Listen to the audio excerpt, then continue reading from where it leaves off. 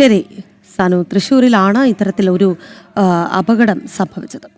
ഉത്രാടദിനത്തിൽ സ്നേഹത്തിന്റെയും കരുതലിന്റെയും ഓണ സന്ദേശവുമായി സേവാഭാരതി.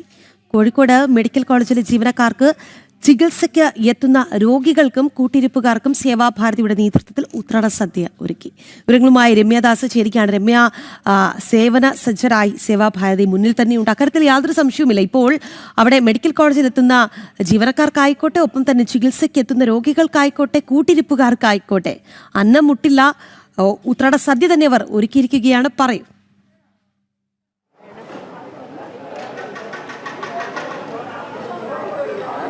രാഖി, തീർച്ചയായും രാഖി പറഞ്ഞതുപോലെ തന്നെയാണ്. കാരണം ഈ ഉത്രാട ദിനത്തിൽ ഒരാളും തന്നെ പട്ടിണി കിടക്കരുത് എന്ന ഉദ്ദേശത്തോടു കൂടി തന്നെയാണ് സേവാഭാരതി നേതൃത്വത്തിൽ ഇപ്പോൾ മെഡിക്കൽ കോളേജിൽ നമുക്ക് ദൃശ്യങ്ങളിൽ കാണാൻ മെഡിക്കൽ കോളേജിലെ രോഗികൾക്ക്, അതുപോലെ തന്നെ കൂട്ടിരിപ്പുകാർക്ക്, ജീവനക്കാർക്ക് എല്ലാം സേവാഭാരതി നേതൃത്വത്തിൽ ഉത്രാട സദ്യ വിളമ്പുന്ന കാഴ്ചയാണ് നമ്മളിപ്പോൾ കണ്ടുകൊണ്ടിരിക്കുന്നത്.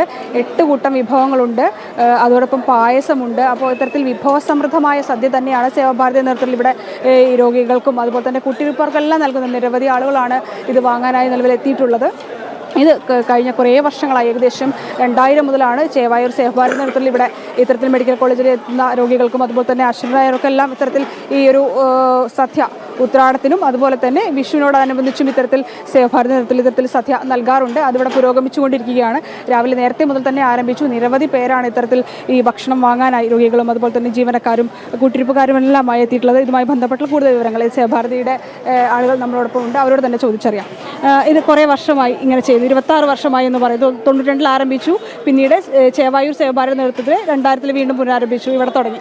എങ്ങനെയാണ് കൂടുതൽ വിവരങ്ങൾ ഇതുമായി ബന്ധപ്പെട്ട്? 2018 പ്രളയത്തിന് ശേഷമാണ് സേവാഭാരതി ഇങ്ങനെ പ്രത്യക്ഷമായിട്ട് വന്നിട്ട് സേവനം തുടങ്ങിയത്. അത് 1992 കഞ്ഞി വിതരണം തുടങ്ങിയിട്ടുണ്ട്. അതിപ്പോഴും അതേപോലെ പോകുന്നുണ്ട്. അതിലും ശക്തമായിട്ട് പോകുന്നുണ്ട്. ഇത് ഓണസദ്യ, വിഷുസദ്യ, പ്രത്യേകിച്ചും മെഡിക്കൽ കോളേജിലെ രോഗികൾക്ക് വേണ്ടിയിട്ട് അവർക്ക് ഓണം ആഘോഷിക്കാനോ അല്ലെങ്കിൽ വീട്ടിൽ പോയി നിന്ന് നോക്കാനോ ഒന്നും വയ്യാത്ത ആൾക്കാരായതുകൊണ്ട് നമ്മുടെ സന്തോഷം അവരുടെ ഒരു പങ്കിടുന്നതിൻ്റെ പരിപാടിയായിട്ട് നമ്മൾ 2000 തൊട്ട് ഓണത്തിനും വിഷുവിനും സദ്യ, പായസത്തോടൊപ്പമുള്ള സദ്യ കൊടുക്കുന്നുണ്ട്. രോഗികൾക്കും രോഗികളുടെ ബൈസ്റ്റാൻഡിനും ബാക്കിയുള്ള ചില വീട്ടിൽ പോകാൻ വയ്യാത്ത സ്റ്റാഫുകൾ, ഉദ്യോഗസ്ഥർക്കും. ഇന്നത്തെ സദ്യയിൽ എന്തൊക്കെയാണ് സ്പെഷ്യൽ, എന്തൊക്കെ വിഭവങ്ങളൊക്കെ ഉണ്ട്? ഇന്നത്തെ സദ്യയിൽ ഓണത്തിൻ്റെ സ്പെഷ്യൽ തന്നെ സദ്യയാണല്ലോ.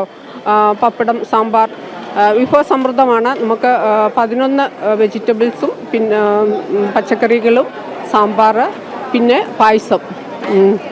വിഭവസമൃദ്ധമായ സദ്യയാണ്. എന്തോ വിഭവസമൃദ്ധമായ സദ്യ? അതെ, വിഭവസമൃദ്ധമായ സദ്യ തന്നെയാണ്. നമ്മളെങ്ങനെ ഒരുങ്ങുന്നു അതിലും ഒരുപടി മുന്നോട്ട് വെച്ചിട്ടാണ് നമ്മൾ സാധാരണ കൊടുക്കാറുള്ളത്. രാഖി, അത് തന്നെയാണ്, വിഭവസമൃദ്ധമായ സദ്യയാണ് ഇപ്പോൾ രോഗികൾക്കും അതുപോലെ തന്നെ കുട്ടിരിപ്പുകാർക്കും ജീവനക്കാർക്കും എല്ലാം നൽകുന്നത്. 92 മുതൽ കഞ്ഞി വിതരണം ഉണ്ടായിരുന്നു. അത് 2018 പ്രളയത്തിന് ശേഷമാണ് ചേവായൂർ സേവാഭാരതി നേതൃത്വത്തിൽ ഇത്തരത്തിൽ സദ്യ എന്നുള്ള രീതിയിലേക്ക് ഈ മെഡിക്കൽ കോളേജിലെ രോഗികൾക്കും അതുപോലെ തന്നെ കുട്ടിരിപ്പുകാർക്കും എല്ലാം മാറ്റിയത്. ഇന്നും അതേപടി തന്നെ ജീവകാരുണ്യ മേഖലയിൽ സേവാഭാരതി ഒരുപടി മുന്നിലാണ് എന്ന് തെളിയിക്കുന്ന കാര്യങ്ങൾ തന്നെയാണ് ഇപ്പോഴും നടന്നുകൊണ്ടിരിക്കുന്നത്.